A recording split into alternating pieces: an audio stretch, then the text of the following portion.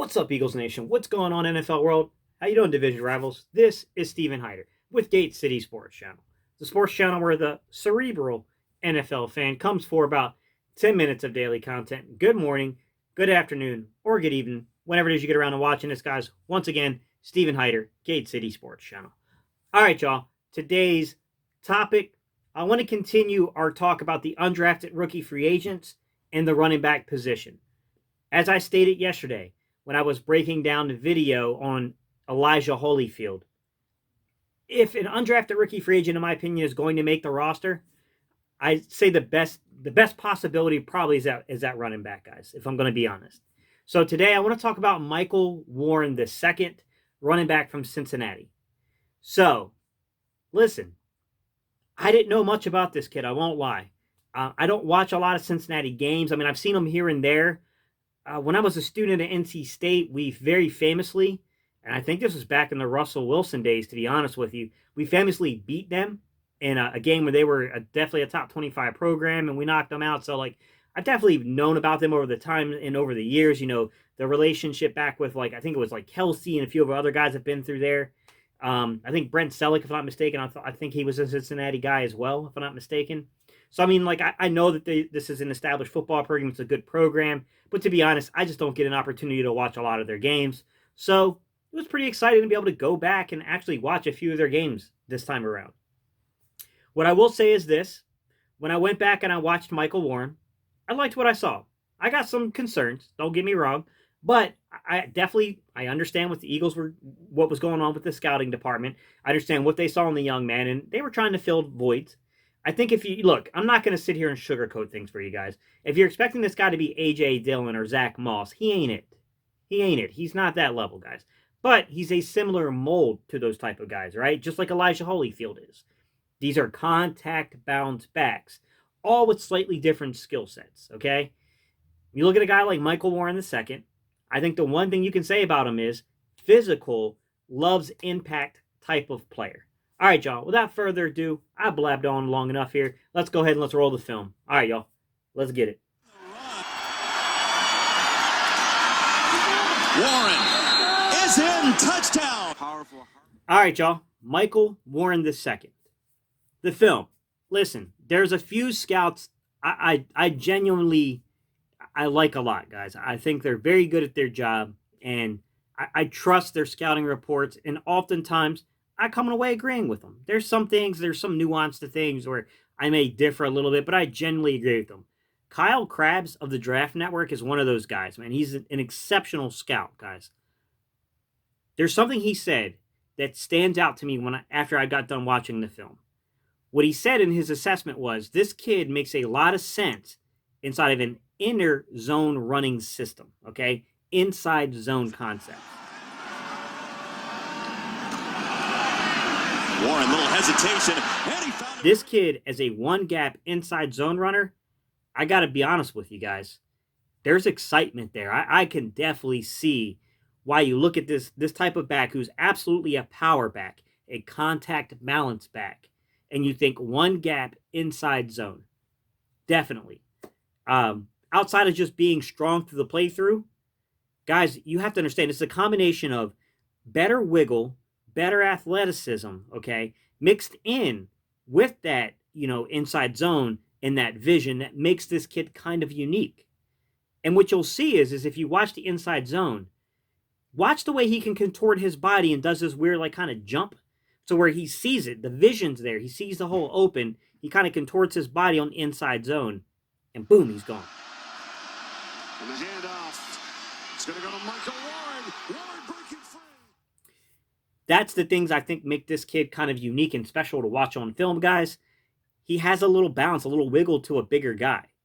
Now, I will say this. That bounce and wiggle really only applies to the inside, guys. I think if you give him the opportunity to see lanes, he'll take a little bit of help with that. Nice way to field to the outside and get the edge. Poor job by Memphis. I don't think that he had the same functional athleticism. Guys, we can look at 40 times and say, oh, this guy's faster. That doesn't mean that they have functional athleticism on the field. When I look at the functional athleticism, being able to take the corner, get to the corner, I thought Elijah Holyfield was a lot better in that regard than Michael Warren II.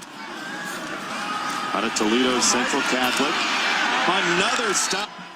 But when we're talking about playing in between those tackles and playing inside zone, I think you can make a case that Michael Warren is probably a little more advanced there. Probably because he's played a lot more. I mean, this kid has some mileage on him, no doubt about it. But he seems strong at the point of contact. Trying to arm tackle this young man, if I give one piece of advice to people, don't try to arm tackle this young man. It's about power versus quickness. Once he hits that hole inside, he runs through a lot of arm tackle. Past the arm tackles and things like that, guys, I think he just has the frame. Like, he really has that frame of being a 5'9", 226 pounder to being this little freaking bowling ball coming down at you. You know, one thing I'll say about him is that, I love Kyle Krabs. I love his scouting and all that stuff. I thought Kyle Krabs was maybe a little too harsh in his critique of his pass protection. With the quarterback run game. Out of Lyons Township High School, and he hits the right side. When I rolled the film, I saw a kid that wasn't perfect in pass protection, but I didn't think he was that bad either. I think he definitely has the frame where you feel confident that he can pick up a corner, he can pick up a safety, he can pick up a linebacker, he can probably even easily redirect the defensive end with a nice little chip block and keep him kind of redirected. But if we're talking about overall here, while I thought he was a little too harsh in his critique of his pass protection, I thought he overpraised his receiving ability. Bryant for Cincinnati in his first career collegiate start. Screen it out for Warren. I wasn't impressed with his receiving abilities, guys. Yes, he was targeted a lot, and that's a good sign that they weren't scared to target him in the pass game. He didn't run a whole lot of routes here, guys. He wasn't out there pulling a Miles Sanders, guys. Dump offs here and there, sure. I mean, gives you some hope that, look, he's not just a big kid. You can at least dump the ball off to him, even if it's limited. But I don't want people to get overhyped about this because I do think he has a lot of limitations as a receiving back, guys. He's not anything to write home about. You might be able to work in some screen stuff with him, maybe, but you're not going to get a whole lot of production out of him as a screen back. Warren drops the pass. Past the physicality, guys, and past that kind of stuff, the one thing I will say is, as good as he was as the inside zone, I also saw a lot of potential with him running kind of an RPO style as a run pass. And I think the reason it's so successful is because when you run a run pass, what you're doing is you're freezing that defense for just a split second. So a guy like Michael Warren II, who has really good vision, guys, it gives him a second to see the hole because the defense freezes, and he has this weird functional agility. He's a big guy. You wouldn't think he'd be this agile, but he is, to really get into that lane and accelerate. Warren on the carry right up the middle. Breaking free. Nobody's there. There were a couple times, I'll tell you, he really exposed Virginia Tech on this, where I was like, wow, like, holy crap, man.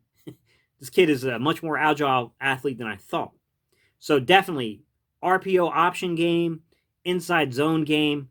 Man, I tell you what, this kid could be good. I can also see this kid really being a good fit for, if you're going to run some kind of off-balance, counterbalance stuff, like if you're talking about gap, like a gap running back, a guy who can basically, where you're going to take guys and overwhelm a hole and push him through it. I can see him having that functional strength to get through the hole, guys. Absolutely. I think there's a marriage and a blend there that would be phenomenal to watch on film. First and 10 at the 35-yard line. Warren is in the game, and he gets the call. And here he goes. Michael Warren with a first down. One thing I will say, though, guys, is that I can't harp enough, and I said it earlier, he's not really good as an outside zone runner yet. I don't think the athleticism and the agility translate on the outside as much. Like I said, if you set up a really good block for him and you give him a hole to see, he can definitely get through it. But if it's the way he's really good at identifying the holes in crowded spaces inside, like in an inside zone, I don't think it translates to the outside in terms of like an outside zone. I don't see that same ability yet. Now, this could be something that the kid can work on and he could get better at. That is absolutely 100% a real possibility here. But I would be a little, it would be wrong of me not to point out what I saw on film there. And I did see that was an issue with him. I will say this. There will be times where you watch film of him where he'll get a little too impatient. And what I mean about being impatient, guys, is he gets over-aggressive with his downhill running style. And sometimes he's so quick to want to hit somebody and want to get through a hole, he maybe doesn't give the hole enough time to develop. So I do think this is a kid that if you use that Jordan Howard model with him of putting him 6, 7, 8 yards deep in the backfield, I know it seems drastic, but there's a reason why some of these guys do that. So that way the O-line has a natural time frame to open those holes for him so he doesn't get overly aggressive. I do think that would be something that would benefit this young man personally. Clemson and Alabama. It's Michael Warren on his first carry. Overall, guys, I really did like what I saw here from this kid. Look, like I said, put him in an inside zone system, put him in like maybe even some kind of a gap blocking system, and then use him on RPOs. I think this kid could be good. He's got some goal line functionality to him, guys. Warren, here he goes. Michael Warren stretches. And they even used him out of the Wildcat. So definitely, he's got utility, he's got use. I think he has a real shot to make the roster. He's not a lock. He's no guarantee. He's got a fighting chance here, just like a lot of other guys do. Now, where I think outside of the contact balance in him, like he's pretty good at falling forward and getting a yard or two. He's got that contact balance to him. He loves seeking contact. Don't get me wrong. He's got really good vision. Some of the things I think we'll have to see at the next level he'll need to work on. Like I said, guys, the outside zone, he's got to get better at it. He needs to be a little more diverse as a pass catcher, guys. And to be honest with you, pass blocking wasn't that bad, but he definitely could use some more, development when it comes to picking up blitzes, especially with the more complex blitzes and identifying who is truly the bigger threat to the quarterback. I do think that he needs a little more refinement in that regard. And then just like I said, maybe scheming some things to help him out with the issue of him being a little overly aggressive or impatient, putting him back 6 to 8 yards deep. So that way you give time for those things to develop. Those things I think would go really well for this young man. But you already know what's going to happen here, guys. These are my thoughts about this young man, but you already know what I'm going to ask you. I want to know, what do you think, guys? All right, y'all. Tell me what you think about Michael Warren II. I like the young man. I think he's got a shot. I'm not going to call this guy a lock by any stretch of the imagination, but there are definitely some things I see why some of you guys love this kid. I get it. I definitely get it, guys. All right, y'all. Let me know your thoughts. Tell me what you think, guys. Give me your probability you think this kid will make the roster. Tell me your preferences. I've done all three of these running backs now. Killins, Warren, and Holyfield. So give me your preference, too, in the bottom in the comment section. All right, y'all? All right, you know how we end these videos. We go E-A-G-L-E-S. Hey, guys, I really appreciate y'all tuning in and watching. To all the new subscribers, thank you guys so much, man. 1,500 subscribers plus. Hey, man, I got some momentum, and your boy really appreciates it. Also, I got to shout out my guy, Lord Brunson, man. I appreciate you, bro. You do a lot for us, smaller YouTubers, and I just wanted to let you know that me personally, I know how much you guys do for us, and I do appreciate it, man. All right, y'all. Peace. I'm out of here.